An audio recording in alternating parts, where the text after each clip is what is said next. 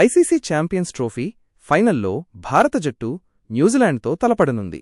2000 సంవత్సరం తర్వాత ఈ రెండు జట్ల మధ్య జరుగుతున్న మొదటి వైట్ బాల్ ఫైనల్ కావడంతో ఈ మ్యాచ్కు విపరీతమైన ఆసక్తి నెలకొంది. టోర్నమెంట్లో అత్యుత్తమ ప్రదర్శన కనబరిచిన రెండు బలమైన జట్లు ట్రోఫీ కోసం పోటీ పడనుండగా ప్రేక్షకులకు ఉత్కంఠభరితమైన పోరు నెలకొననుంది. ఈ టోర్నమెంట్లో అపరాజితంగా కొనసాగిన భారత జట్టు తమ బౌలింగ్ విభాగంతో ప్రత్యర్థులను కష్టాల్లోకి నెడుతోంది.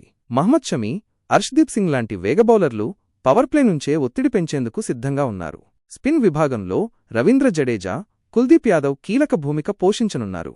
ఇక మిస్టరీ స్పిన్నర్ వరుణ్ చక్రవర్తి తన తొలి మ్యాచ్లోనే 5 వికెట్లు తీయడం జట్టుకు అదనపు బలాన్ని ఇచ్చింది. బ్యాటింగ్ విభాగంలో captain Rohit Sharma, Virat Kohli, Shubman Gill, KL Rahul middle ఆర్డర్ను స్థిరంగా నిలబెడతారు.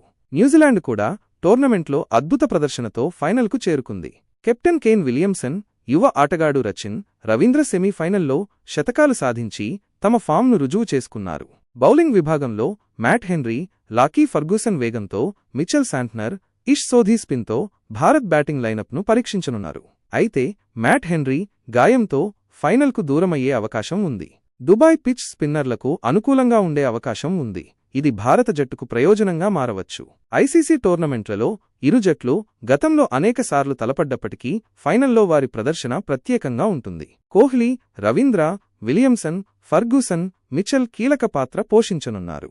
మొత్తం మీద ప్రపంచ క్రికెట్ అభిమానులు ఉత్కంఠతో ఎదురుచూస్తున్న ఈ ఫైనల్ పోరులో ఏ జట్టు విజేతగా నిలుస్తుందో చూడాల్సిందే.